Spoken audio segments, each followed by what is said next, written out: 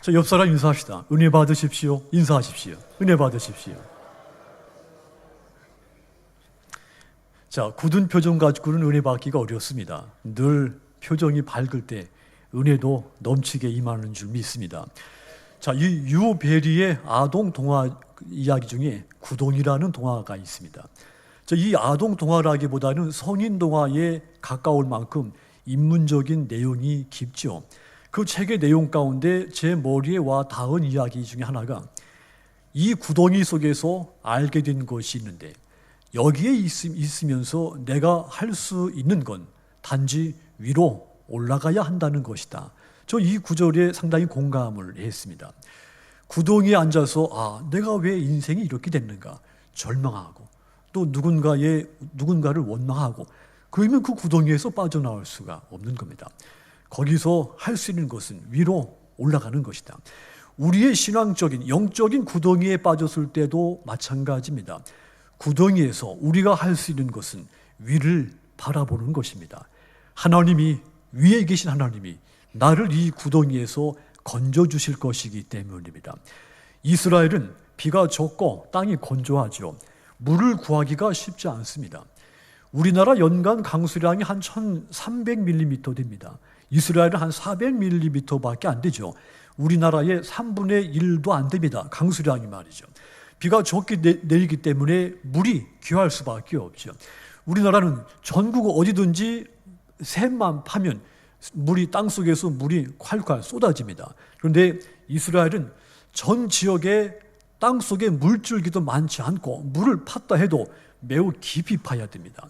또 수량도 많지 않아서 물을 뽑아 쓰고 나면 또 금방 그 우물이 말라버리고 말죠. 그러면 다시 파든지 아니면 지역을 옮겨서 새로 파든지 해야 됩니다. 자, 그래서 이 이스라엘 땅에는 곳곳에 우물을 팠던 구덩이가 아주 많습니다. 그래서 이 지나가는 사람들이 이 빈 구덩이에 빠지기도 하고 또 이 동물 말이나 나귀가 이 구덩이에 빠져 죽는 사고들이 빈번하게 발생을 했죠.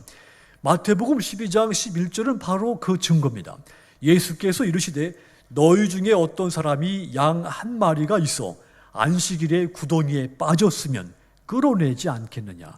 안식일에는 아무것도 행해서는 안 된다. 그렇게 주장하는 바리새인들에게 안식일에 구덩이에 빠진 양을 끌어내는 것은 옳은 것이다. 한마디로 이스라엘에 구덩이가 많아서 이렇듯 짐승들이 빠지는 일이 많이 발생했다는 근거입니다. 출애굽기 21장에도 보면 이스라엘의 그 율법 가운데 이스라엘의 어떤 그 법 규정이죠. 거기 보면 남의 소나 나귀가 자기 집 구덩이에 빠졌을 경우에는 반드시 보상을 해줘야 한다. 이런 법 규정이 있습니다. 그만큼 빈 구덩이가 많고 또 그 빈 구덩이에 사람이나 동물들이 빠져서 피해 있는 그런 예들이 많아서 보상법이 있을 정도로 이 구덩이가 구덩이가 많이 있었다는 증거입니다. 예수님도 마태복음 15장 14절에서 비유로 말씀했죠. 소경이 소경을 인도하다 보면 둘 다 구덩이에 빠질 염려가 있다 그랬습니다. 예수님의 비유의 특징은 가장 흔한 것을 가지고 비유로 쉽게 설명하는 것입니다. 구덩이를 가지고 비유를 했다는 말은 그만큼 구덩이가 많다는 뜻이고 또 거기에 빠져 피해 입는 일들이 많이 발생하고 있다고 하는 증거입니다. 구덩이는 좋은 곳이 못 됩니다. 하지만 원래 이 우물 구덩이는 처음부터 나쁜 것은 아니었죠. 우물은 생명을 살리는 물의 원천입니다. 많은 나그네들이 목을 축이고 가축들이 생명을 유지하는 곳이 우물이었습니다. 자, 그런데 샘의 원천이 마르면 모두에게 해를 끼치는 장소가 되는 것이죠. 내가 판 구덩이에 내가 빠지기도 하고 타인이 빠지기도 하고 반대로 남이 판 구덩이에 내가 빠지기도 하는 겁니다. 욥기 33장 30절 보시면 그들의 영혼을 구덩이에서 이끌어 생명의 빛을 그들에게 비추려 하심이리다 그랬죠. 하나님은 백성들을 인생의 구덩이에서 끌어내시는 분이시다라고 하는 말입니다. 구덩이에 빠졌더라도 생명의 원천이신 예수님을 만나면 누구든지 생명을 얻고 그 구덩이에서 건짐을 받아 더 위대하고 더 놀라운 역사를 체험하게 될 줄 믿습니다. 욥기나 시편 또 잠언, 이사야서, 예레미야서에 보면 인생의 수렁, 인생의 구덩이로 비유한 많은 시, 또 고백, 선언들이 아주 많죠. 사람이 살다 보면 구덩이에 빠진 것과 같은 절망적인 상태에 처하게도 된다는 뜻입니다. 그런 상황을 가리켜서 구덩이에 빠졌다, 이 성경의 수많은 부분에서 은유적으로 표현을 한 겁니다. 시편 40편 2절 보시면 수렁에서 끌어올려 주시옵소서. 또 14편 15절 보면 그렇게 말하던 네가 수월로 땅 밑 구덩이에서도 맨 밑바닥으로 떨어졌구나. 한마디로 이 시인의 고백도 인생의 구덩이에서 빠진 경험을 말하고, 또 그 구덩이에서도 가장 절망스러운 상태에 처하기도 했다는 이야기들이죠.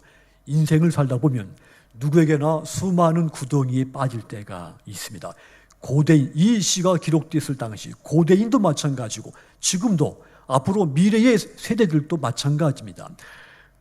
때로는 실패의 구덩이에 빠질 때가 있고, 위기와 또 질병과 또 파산과 모든 것을 잃은 좌절의 구덩이에 빠질 때가 있습니다. 그 대표적인 사람들로서 오늘 저는 요셉과 예레미야, 다니엘에 대해서 여러분에게 이 말씀을 드리려고 하는 겁니다. 물론 성경 속에는 이들 외에도 수많은 사람들이 구덩이에 빠졌다가 그곳에서 구원받고 승리한 믿음의 영웅들 이야기는 수없이 많습니다. 요셉과 예레미야, 다니엘, 이들이 빈 구덩이에 빠졌을 때 그 구덩이에서 어떻게 빠져나왔으며, 똑같이 저와 여러분의 인생에 이런 구덩이에 빠졌을 때 어떻게 극복하고 빠져나와야 되겠습니까? 요셉을 보십시오. 그는 구덩이에 빠졌지만 승리한 믿음의 영웅이 됩니다. 자기 가족을 구원하고 자기 민족을, 조국을 구원해내는 영웅이 됩니다. 창세기 37장은 형들에 의해 구덩이에 던져진 요셉 이야기가 구체성 있게 기록되어 있죠. 구덩이는 세상과 차단된 곳입니다. 희망을 가질 수 없는 그런 절망의 끝자락이 구덩이입니다. 요셉이 그 캄캄한 곳에서 죽음과 같은 공포를 경험했을 것입니다. 형들의 미움을 받은 그가 형들로부터 따돌림을 받고 형들이 요셉을 죽이기 위해서 구덩이에 빠뜨린 것이죠. 하지만 형들 마음도 편치는 못했습니다. 동생을 죽이는 것이, 이것은 혈육으로서 할 일이 아니라는 생각을 괴롭게 가졌죠. 그러던 차에 지나가던 상인을 만나고 그 상인에게 구덩이에 던진 동생을 꺼내서 은 20개를 주고 동생을 파는 겁니다. 다 아시는 이야기입니다. 동생을 직접 죽이는 것보다 이렇게 하는 것이 훨씬 자기 괴로운 마음을 덜 수 있다고 생각했기 때문이죠. 그때부터 요셉의 인생은 그야말로 구덩이에 빠진 인생이 되어버린 겁니다. 아름다운 젊은 청춘이 노예로 전락하고 만 겁니다. 감옥에 갇혀서 고초를 겪기도 하죠. 오해와 모함을 당하기도 합니다. 유복한 인생을 살던 그가 하루아침에 구덩이에 빠져서 밑바닥 인생으로 전락되고 만 겁니다. 이에 대해서 시편 105편 17절 한 줄에서 요셉의 이런 삶을 함축해 말하죠. 하나님께서 한 사람을 먼저 보내시며 요셉이 종으로 팔렸도다. 자유인이었고 아버지의 사랑을 독차지하면서 어느 것 하나 부족함을 느끼지 않으면서 살던 그 요셉이 어느 순간 타인의 종이 되고 자유를 뺏기고 어느 것 하나도 자기 것이 없는 인생으로 전락해버리고 만 겁니다. 형들의 힘에, 그 물리적인 힘에 밀려 구덩이에 빠지는 순간부터 그의 인생 또한 구덩이에 빠지는 험난한 인생이 된 겁니다. 하지만 요셉은 그 속에서 절망하지 않았습니다. 형들이 자기를 버렸지만 형들을 원망하지 않았습니다. 그리고 구덩이에 빠진 자신의 인생, 지금까지 나를 구경하고 계신 것만 같았던 그 하나님을 향해서 그를 원망하지 않았습니다. 오히려 많은 세월 노예 생활, 감옥에 갇힌 수인 생활을 하지만 어느 날 되돌아보면서 자신의 깊은 고백을 하죠. 분명히 이와 같이 내 인생에 이런 일들이 발생한 것은 하나님의 섭리가 있다, 하나님의 뜻이 있다고 고백하게 이르게 됩니다. 그래서 창세기 45장 5절 보시면 요셉이 형들에게 말합니다. 당신들이 나를 이곳에 팔았으므로 근심하지 마십시오. 한탄하지 마십시오. 하나님이 생명을 구원하시려고 나를 당신들 앞서 당신들보다 먼저 이곳에 보내신 것입니다. 요셉이 총리가 되지 않습니까? 이스라엘 땅에 기근이 찾아옵니다. 요셉의 가족들이 굶어 죽게 생겼습니다. 하여 형들이 양식을 구하기 위해서 애굽으로, 이집트로 양식 구하러 찾아온 겁니다. 요셉이 처음에는 형들 앞에 자신의 신분을 밝혔죠. 하다 이제 형들에게 내가 요셉인 것, 당신들 동생인 것을 밝히게 됩니다. 형들이 자기들이 버린 동생이 눈앞에 있는 것을 보고 형들이 안절부절하자 요셉이 형들에게 그 말을 한 겁니다. 내가 일찍 애굽 땅에 와서 이렇게 고생한 것은 당신들 때문이 아니라 하나님이 나를 먼저 이곳에 보내신 하나님의 뜻에 의한 것입니다. 그러니 두려워하지 마십시오. 오히려 두려워하는 형들을 위로하고 격려를 한 겁니다. 자기가 구덩이에 빠진 것은 하나님의 거룩하신 뜻이라는 것입니다. 요셉이 이 어려움 당한 것은 요셉 개인의 문제같이 보였지만 야곱의 집을 구원하시려고 하는, 요셉의 아버지의 집, 가족을 구원하시려고 하는 하나님의 숨으신 놀라우신 섭리였다는 이야기입니다. 여러분, 누구나 살면서 이 절망의 구덩이에 빠질 때가 있습니다. 가정이 불행해지거나 건강을 잃거나 사업이 어느 날 부도가 나거나 내가 성실하게 다니던 직장이 사라지거나 그 외에도 여러 가지 인생의 구덩이에 빠져서 고통이 내게 찾아올 수 있습니다. 이런 어려움 속에서 우리는 내 가정을 구원하시려고 하시는 하나님의 놀라운 섭리를 발견할 수 있게 되기를 주님의 이름으로 축원합니다. 구덩이 속에서 내 가정을 향하신 하나님의 크고 놀라운 뜻이 무엇인가를 깨닫게 되는 믿음의 여러분들이 다 되시기를 주님의 이름으로 축원합니다. 모세를 보십시오. 그가 이집트 왕궁에서 왕자로 유복하게 성장을 했죠. 그 시기에 하나님이 모세에게 은총을 베푼 것이 아닙니다. 모세가 하나님의 은혜를 입은 것, 은총을 입은 시기는 왕궁에서가 아니라 왕궁에서 쫓겨나서 광야에서 40년 동안 목동 생활을 할 때였습니다. 살인범으로 쫓겨 숨어 살 때, 정신적으로, 육체적으로, 영적으로, 신앙적으로 고통스러울 때 하나님이 그 모세에게 찾아가서 부르고 그에게 은총을 베푸신 겁니다. 모세가 구덩이에 빠진 인생을 살면서 자신을 성찰할 때 이스라엘을 해방시키는, 작게는 자기 가족을 해방시키고 크게는 자기 민족을 해방시키는 그러한 큰 지도자가 됩니다. 하나님이 그런 큰 일꾼으로 구덩이에 빠진 모세를 건져내서 그런 리더자로 하나님이 세워주신 겁니다. 고린도후서 12장 보시면 사도 바울이 고백하죠. 내가 자랑할 것이 있다. 자랑할 만한 것이 내게 많이 있다. 이런 뜻이 아닙니다. 상식을 뒤집고 질병을 자랑한다고 고백을 했죠. 내게 육체에 가시가 있는 것을 자랑한다. 내가 약한 것을 오히려 자랑한다는 뜻입니다. 왜냐하면 하나님의 은혜는 약한 데서 온전하게 이루어지기 때문이죠. 내가 연약할 때 오히려 하나님의 권세와 권능이 내 약한 속에서 더 크게 역사하시기 때문이라는 말입니다. 그래서 자기는 오히려 약한 것을 더 자랑한다고 고백을 한 겁니다. 구덩이에 빠진 인생을 오히려 더 자랑한다는 고백인 것입니다. 여러분, 인생 속에 어려움이 없다면 얼마나 좋은 일이겠습니까? 평생을 평탄한 평지만 걸을 수 있다면 이 얼마나 좋겠습니까? 여러분들이 꽃길만 걸을 수 있다면 얼마나 복된 일입니까? 하지만 그렇게 사는 인생은 단 한 사람도 존재하지 않습니다. 가장 완벽하신 하나님이신 예수님의 그 인생길에도 수많은 구덩이에 빠지곤 했습니다.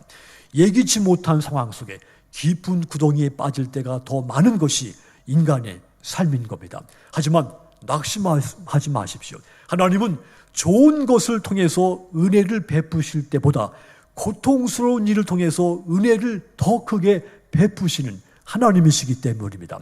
좋으신 하나님께서 구덩이에 빠졌던 요셉을 통해 야곱의 집을, 아버지의 집을, 이스라엘 민족을 구원하신 것 같이 여러분의 약하고 아픈 것을 통해서 여러분의 가족 구원에 놀라운 역사가 일어날 줄 믿습니다. 또한 다니엘을 보십시오. 다니엘이 구덩이에 빠졌지만 오히려 더 큰 믿음의 거인으로 태어나게 됩니다. 다니엘서 6장은 다니엘이 사자굴에 떨어졌다 그랬고 또 끌어올려졌다 그랬습니다. 다니엘이 빠진 굴은 한때 우물로 사용했던 구덩이였죠. 사람들이 물을 얻기 위해서 우물을 팠는데 그 우물에 이제 물이 다 말라서 못 쓰게 되니까 방치를 한 겁니다. 후에는 그 많은 우물들이 이 이스라엘 고대 사이에서 처형장으로 많이 이용되게 되죠. 빈 구덩이 속에 굶주린 사자를 넣고 죄인을 넣어서 죄인을 처형하는 장소로 사용이 된 겁니다. 다니엘이 사자가 들어가 있는 구덩이에 빠뜨려진 것입니다. 다니엘이 어떤 사람입니까? 지혜가 있고 총명한 사람이었죠. 유대가 망했을 때 다른 동료들과 함께 바벨론으로 포로로 잡혀갑니다. 다니엘은 지혜가 있고 모든 면에 재능이 탁월해서 바벨론 사람들보다 더 뛰어나게 능력을 발휘를 하죠. 왕은 그런 다니엘을 기특하게 여기고 신임을 합니다. 하여 총리 3사람 가운데 한 사람으로 다니엘을 세웁니다. 바벨론 제국의 총리가 3사람이 있는데 다니엘이 그 중에 한 사람으로 된 겁니다. 이방인 포로를 총리로 세웠다고 하는 것은 이것은 있을 수 없는 일이었죠. 아주 특별한 케이스인 겁니다. 다른 2 총리는 바벨론의 원주민입니다. 지배 세력들인 것이죠. 그런데 이 다니엘은 식민지 출신의 사람입니다. 포로로 잡혀온 사람이죠.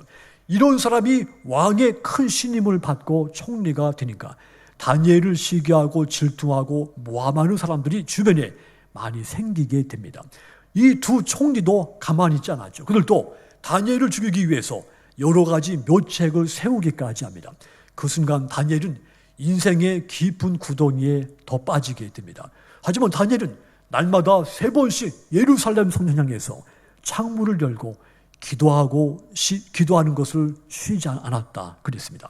왕 위에 어느 누구에게도 전할 수 없지만 다니엘은 여전히 하나님을 섬기고 끝까지 자신의 신앙을 굽히지 않았습니다. 여러분, 우리의 신앙을 흔들리게 하는 시험들이 많습니다. 예수님에게도 시험은 찾아왔습니다. 예수님도 넘어들려고 하는 마귀의 시험이 컸습니다. 마태복음 4장 8절 9절 마귀가 또 그를 데리고 지극히 높은 산으로 가서 천하 만국과 그 영광을 보여주며 가로되 만일 내게 엎드려 경배하면 이 모든 것을 내게 준다. 마귀가 예수님도 시험을 한 겁니다. 하나님 위에 자신에게 복종하라는 것입니다. 그러면 네가 나에게 엎드려 절만하면 네 눈앞에 펼쳐있는 모든 것을 내 것이 되게 해주겠다. 예수님이 단호하게 선언을 했습니다. 사탄아 물러가라. 나는 오직 하나님께만 경배한다 했습니다. 우리 신앙을 흔들어 놓는 것은 사탄의 놀이입니다. 사탄은 우리 인생을 구덩이에 빠뜨려서 하나님을 원망하게 하고 자신을 숭배하게 하는 것입니다. 다니엘이 빠진 인생의 구덩이는 다니엘의 믿음을 시험하는 시험대였습니다. 마귀와 다니엘의 대적자들, 다니엘이 구덩이에 빠지면 아마도 하나님을 원망할 것이고 하나님을 붙잡고 있었던 그의 신앙을 버릴 것이다. 그들은 생각을 했죠. 하지만 그는 구덩이에 빠졌지만 자신의 신앙을 결코 굽히지 않고 도리어 그 속에서 더 담대했습니다.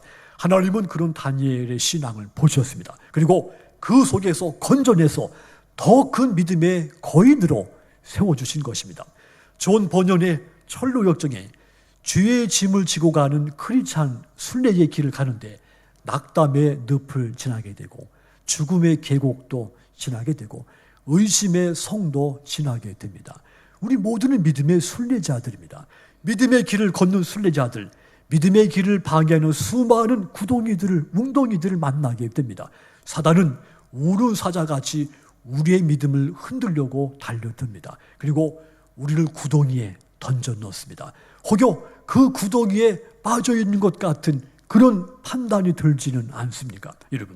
여러분들이 빠진 구덩이가 깊고 고통스럽게 느껴집니까? 죽음의 골짜기를 지나가고 있는 것 같은 두려움이 듭니까? 그래서 절망스럽고 낙심이 됩니까? 여러분, 그럴수록 다니엘처럼 하나님을 더욱 굳세게 붙잡기를 주님의 이름으로 권고를 드립니다. 구덩이에 빠질수록 오히려 더욱 하나님 여러분의 신앙을 견고하게 붙잡아서 구덩이에서 승리하시도록 주님의 이름으로 부탁을 드립니다. 하나님은 반드시 여러분의 인생을 절대로 버리시지 않습니다. 구덩이에 빠진 다니엘을 그곳에서 건져내서 더 큰 믿음의 거인으로 세우신 하나님은 똑같이 여러분을 그곳에서 건져내서 더 큰 믿음의 거인으로 우뚝 세워주실 줄 믿으시기 바랍니다. 예레미야를 보십시오. 그가 구덩이에 빠졌지만 민족의 대선지자가 됩니다. 예레미야는 자신의 조국이 멸망해 가는 그 과정을 지켜보면서 눈물을 흘리며 왕과 백성들에게 회개를 호소하는 눈물의 선지자였죠. 38장 보시면 조국의 멸망이 가까워졌습니다. 바벨론의 군사들이 침략해 들어오게 때문이죠. 이대로 있다가는 전 국민이 몰살을 당하든지 포로로 잡혀가든지 아무튼 이 나라에 대참사가 일어나게 된 겁니다. 그래서 그가 왕께 찾아가서 결단을 내려야 된다고 간청을 하죠. 38장 17절 보시면 예레미야가 시드기야에게 말하기를 주 만군의 하나님 이스라엘의 하나님께서 임금님에게 이렇게 말씀합니다. 너는 바벨로니아 왕의 고관들에게 항복하여야 한다. 그러면 너는 너의 목숨을 구하고 이 도성은 불에 타지 않을 것이다. 그리고 너와 너의 집안이 모두 살아남게 될 것이다. 표준 세번역으로 읽었습니다. 예레미야가 이 왕에게 찾아가서 바벨론 군대에 항복하십시오. 그리고 백성들의 생명을 구하십시오. 이렇게 간청한 겁니다. 자, 그러니까 이 왕실에서는 있던 간신배들은 예레미야가 왕한테 적군에게 항복하라고 한다. 이는 매국노다. 이는 그 민족을 자존감을 꺾는 그런 사람이다. 해서 이 예레미야를 모함하기 시작하죠. 그리고는 예레미야를 체포해서 구덩이에 빠뜨려 죽이려고 한 겁니다. 예레미야 38장 4절 오늘 읽은 말씀 다시 보면 당시 간신배들이 왕께 이렇게 말하죠. 이 사람이 백성의 평안을 구하지 않고 해를 구하니 청컨대 이 사람을 죽이도록 하십시오. 예레미야도 우선 왕이 듣고 싶은 말, 왕이 좋아하는 말만 할 수 있었습니다. 다른 사람들에게 듣기 좋은 말만 하면 그도 명예와 지위, 권세를 마음껏 누릴 수가 있었습니다. 그러나 예레미야는 왕의 길을 즐겁게 하는 것보다는 조국의 이 생존, 백성들의 그 생명을 더 중요하게 여긴 겁니다. 자기는 모함을 당하고 구덩이에 던져져서 죽임을 당하더라도 내 조국이 건재하고 내 백성들이 목숨을 잃는 것을 막을 수 있다면 바른 말을, 하나님이 주신 말을 정직하게 선언해야 된다는 것이 그의 이 예레미야가 갖고 있는 옳은 생각이었던 겁니다. 그래서 결국 구덩이에 빠뜨려지고 말죠. 하나님 앞에 의롭게 살다가 인생의 깊은 구덩이에 빠지게 된 겁니다. 예수님도 산상수훈에서 말씀했죠. 의를 위하여 핍박을 받는 자 복이 있다. 천국이 저희 것이다. 의를 위해서 핍박을 받는 사람, 한마디로 의를 위해서 핍박을 받는 사람들에게도 인생의 구덩이가 찾아온다는 뜻입니다. 예레미야 선지자가 그 중에 한 사람에 해당이 되는 겁니다. 하지만 구덩이에 빠진 예레미야 선지자가 어떻게 됩니까? 예레미야 38장 10절 보시면 왕이 구수인 에벳 멜렉에게 명하여 가로되 너는 여기서 30명을 데리고 가서 선지자 예레미야의 죽기 전에 그를 구덩이에서 끌어내라 그랬죠. 하나님이 급히 왕을 통해 구덩이에 빠진 예레미야를 끌어내도록 지시하게 만드신 겁니다. 하나님이 예레미야를 건져내시고 이스라엘의 역사의 대선지자로, 큰 선지자로 우뚝 세우신 겁니다. 여러분, 선하게 살고 정직하고 의롭게 살지만 절망스러운 구덩이에 빠질 수 있습니다. 하지만 구덩이 속에서도 여러분의 의로운 삶과 믿음을 지킨다면 하나님은 그 속에서 건져내서 더 큰 하나님의 일꾼으로, 더 큰 우리 교회의 일꾼으로 여러분들을 세워주실 줄 믿습니다. 그러므로 구덩이에 빠진 것 같은 절망감이 여러분 앞에 있다 하더라도 원망하지 말고, 하나님을 향해서 원망하지 말고 오히려 그 속에서 더 믿음의 의로움을 지키시기를 주님의 이름으로 축원합니다. 사랑하는 성도 여러분, 삶의 과정에는 수많은 구덩이가 있습니다. 질병과 또 사고, 또 실패, 채무, 또 갈등, 침체, 이혼, 연약함, 공허, 상실감, 이 위에도 표현할 수 없지만 수많은 구덩이들이 우리 앞에 펼쳐져 있습니다.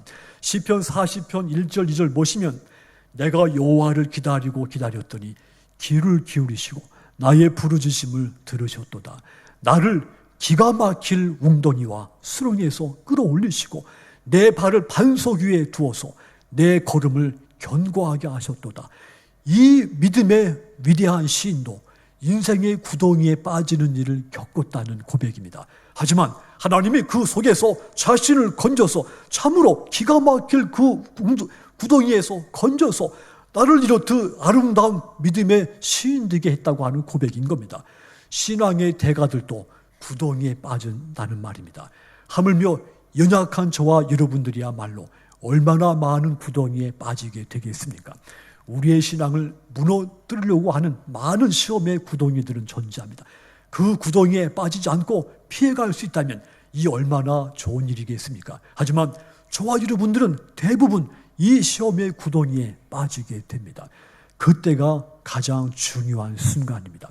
그 순간 내가 하나님 앞에서 평가받는 그런 중요한 순간이기 때문입니다. 믿음의 선배들처럼 웅덩이에 빠졌더라도 자신의 신앙을 끝까지 굳건하게 지키시기를 주님의 이름으로 축원합니다. 그리하여 하나님이 요셉에게 행하신 것 같이 여러분의 가족을 구원하게 되시고 다니엘에게 행하신 것 같이 구덩이에 빠져서 더 큰 믿음의 거인이 되게 될 것이며 예레미야에게 행하신 것 같이 구덩이에 빠졌기 때문에 더 큰 주님의 일꾼, 우리 교회의 일꾼으로 우리 하나님이 여러분들을 세워주실 줄 믿습니다. 이 믿음을 가지고 우덩이에 빠졌을지라도 승리하시는 여러분들이 다 되시기를 주님의 이름으로 축원합니다. 기도하겠습니다.